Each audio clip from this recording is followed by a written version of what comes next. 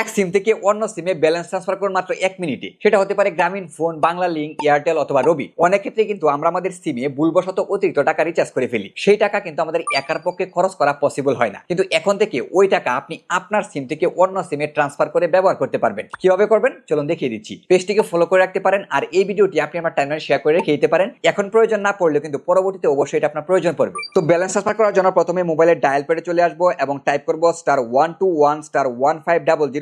দেন গ্রামীণ সিম দিয়ে ডায়াল করে দিব। যারা বাংলা লিংক, এয়ারটেল অথবা রবি দিয়ে ব্যালেন্স ট্রান্সফার করতে চান তারা কিভাবে করবেন সেটা ভিডিও শেষের দিকে আপনাদেরকে আমি বলে দিব। তারপর প্রথমে আমাদেরকে এখানে একটা রেজিস্ট্রেশন করতে হবে, এই জন্য 1 টাইপ করে সেন্ডে ক্লিক করে দিব। তাহলে ফিরতি একটা মেসেজে আমাদেরকে 4 সংখ্যা একটা পাসওয়ার্ড দেওয়া হবে, যে পাসওয়ার্ডটা আমরা ব্যালেন্স ট্রান্সফার করার সময় আমাদের প্রয়োজন পড়বে। আবারও আমি ডায়াল প্যাডে চলে আসবো এবং টাইপ করবো *121*1500#। দেন গ্রামীণ সিম দিয়ে ডায়াল করে দিব। এবার ব্যালেন্স ট্রান্সফার করার জন্য 2 টাইপ করবো, দেন সেন্ডে ক্লিক করে দিব। এবার যে নাম্বারে আপনি ব্যালেন্স ট্রান্সফার করতে চান সেই নাম্বারটি এখানে টাইপ করতে হবে, দেন সেন্ডে ক্লিক করে দিবেন। এখানে আপনি 10 থেকে 100 টাকা পর্যন্ত ব্যালেন্স ট্রান্সফার করতে পারবেন, দেন সেন্ডে ক্লিক করে দিবেন। এবার 4 সংখ্যার যে পাসওয়ার্ড আমরা পেয়েছিলাম সেই পাসওয়ার্ডটা এখানে টাইপ করব, দেন সেন্ডে ক্লিক করে দিব। এই যে আমাদের ব্যালেন্স ট্রান্সফার কিন্তু হয়ে গিয়েছে এবং ফিরতি একটা মেসেজেও কিন্তু আমাকে বলে দিবে যে ব্যালেন্সটা ট্রান্সফার হয়ে গিয়েছে। যারা বাংলা লিংক, এয়ারটেল এবং রবি থেকে ব্যালেন্স ট্রান্সফার করতে চান তারা স্ক্রিনে দেওয়া কোডগুলো ব্যবহার করে খুব সহজে কিন্তু ব্যালেন্স ট্রান্সফার করতে পারবেন। ইনফরমেশনটি ভালো লেগে থাকলে অবশ্যই ভিডিওটি শেয়ার করার মাধ্যমে অন্যদেরকে দেখার সুযোগ করে দিতে পারেন। ধন্যবাদ।